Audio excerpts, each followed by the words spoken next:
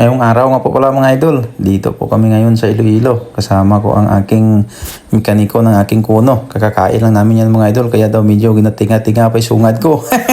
Bibili kasi kami dito mga idol ng aking kailangan pa po namin sa aking kuno para matapos na po ang aking kuno. Sinama ko na po ang aking mekaniko kasi hindi ko naman alam yan mga idol kung ano yung aming bibilhin na mga kulang ng aking kagamitan sa aking kuno kasi malapit na po matapos yung aking kuno mga idol. Kaya sinamahan ko na po siya papunta dito para mabili po dito sa scrapan. Marami kapag pagpilian dito ng mga scrap dito mga idol. Basi gusto nyo dyan magbakal sa mga scrap, mga kulang-kulang sa inyong mga sarakyan. Kadto lang kamo diri sa may pabiya.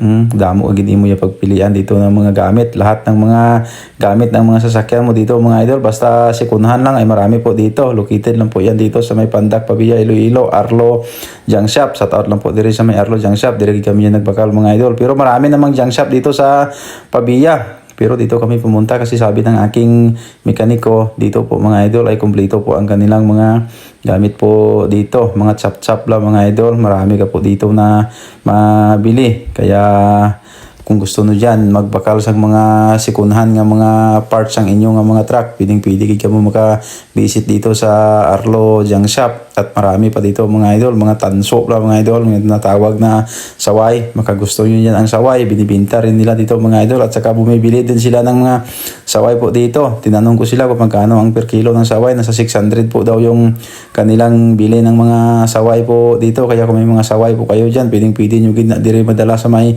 Arlo Junk Shop. At ito nga po pala yung aming binili dito mga idol, yung dalawa na yan ha. Hindi ko nga alam yan mga idol kung ano ibig sabihin yan. Yung mekaniko ko na lang ang alam niyan kasi gagamitin daw yan sa pagaling mga idol, yung pagaling mo tapos pag drive mo. Hindi ko na tinanong yung aking mekaniko kung anong ibig sabihin yan. Kahit malaman ko pa mga idol kung anong ibig sabihin yan, ay wala naman akong alam dyan. Sabi ko sa mekaniko mo, suriin mo ng mabuti para sigurado kita, posible ka doon kung hindi, amo na.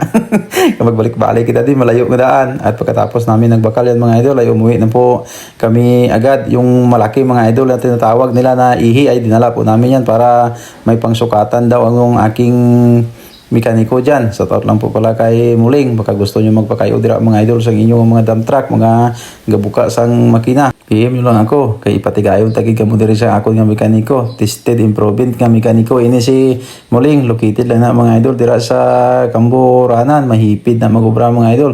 Pakita ko sa inyo mamaya mga idol yung aking kuno kapag uwi po namin. At shout out po sa inyong lahat. Nandito na po kami sa amin. Sa aking pinagawa ng kuno. Ipakita ko sa inyo mga idol yung aking kuno po dito. Ito na nga po pala yung sitwasyon ng aking kuno. Bali isang buwan na po at saka isang linggo po yung paggawa niya dito kasi isa lang naman po siya ang nagtrabaho po dito. Mga pizza G siguro mga idol o kaya pizza 15. Mahuman na gid man yang akong kuno. Tung amo nga gid bakal gina mga idol. Dira na kuno na ibutang sa idalom para maghalin-halin at saka bumili pa kami diyan ng hindi ko alam kung ano pa yung mga pinabili namin diyan. Malapit na to matapos mga idol. Pwede nyo na ako ma-PM ng mga idol kag mag-order na sang aton nga bugas. Mga isang linggo na lang guro ito matapos na tong aking kuno. Matagal naman ako kag naka-update sa aking kuno na binili. Kasi simula nung dinala ko yung aking kuno po dito mga idol at chip ay ngayon lang po ako nakabalik dito. Sige mga idol, update ko na lang kayo pag okay na yung aking kuno.